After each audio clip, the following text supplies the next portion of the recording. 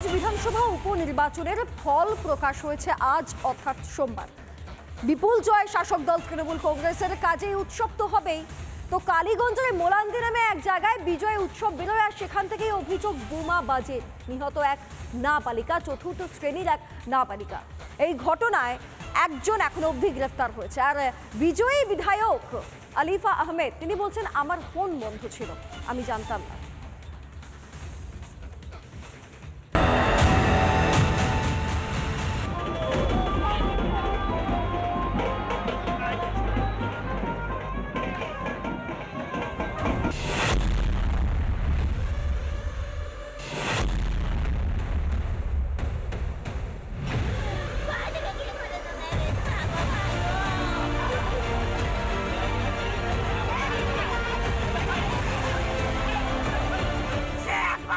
সবাই ফেলে এসে ওইখানে ফেলিছে। আমি হাতে করে সকেট মনে হয় এমনি করে হাতে করে ফেলিছে। আমার ছেলে হাতটা ছেড়ে পড়ে গেছে, আমি ওইদিকে পড়ে গেছি। শয়তান ভোটে জিতেছে হয়তো, তাই করে ফেলিছে।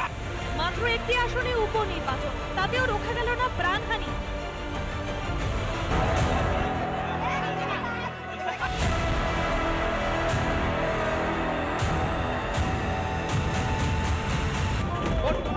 রক্ত ঝরলো এই কালীগঞ্জে। একটা নাবালক কিশোরী মেয়ে, তার কিন্তু মৃত্যু হয়েছে আজকে বোমের আঘাতে। কালীগঞ্জের উপনির্বাচনে জিতেছে তৃণমূল। মোলান্দিতে চলছিল তৃণমূলের বিজয় উল্লাস। অভিযোগ, তৃণমূলের বিজয় মিছিল থেকে বোমা ছোড়া হয় সিপিএম কর্মীদের বাড়ি লক্ষ্য করে। তাতেই প্রাণ গিয়েছে চতুর্থ শ্রেণীর পড়ুয়া তামান্না খাতুনের। হাতে করে সকেট মনে হয় এমনি করে হাতে করে ফেলিছে। আমার ছেলে হাতটা ছেড়ে পড়ে গেছে, আমি ওইদিকে পড়ে গেছি। শয়তান ভোটে জিতেছে হয়তো, তাই করে ফেলিছে।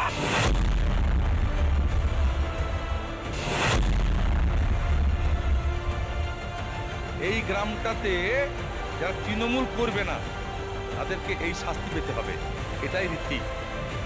আমরা বহুদিন থেকে দেখছি তৃণমূলের আমলে কোনো দলই, কোনো রাজনৈতিক বিরোধী দলই সুরক্ষিত নয়। বাবা মার একমাত্র মেয়ে ছিল এবং তাকে আজকে বাবা মা হারালো শুধুমাত্র গণতান্ত্রিক পদ্ধতিতে অংশগ্রহণ করার জন্য, তৃণমূল না করার। একটা প্রশ্ন গোটা রাজ্য জুড়ে সাধারণ মানুষের, যে এই নির্বাচনের আগে এই ধরনের সকেট বোমা এলো কোথা? অথচ এত কিছু হয়ে যাওয়ার পরেও তৃণমূলের প্রার্থী নাকি কিছুই জানতেন না। দেখুন, আমি সকাল থেকে মোবাইল আমার বাইরে ছিল, এইমাত্র নিচে নামলাম, আপনাদের কাছে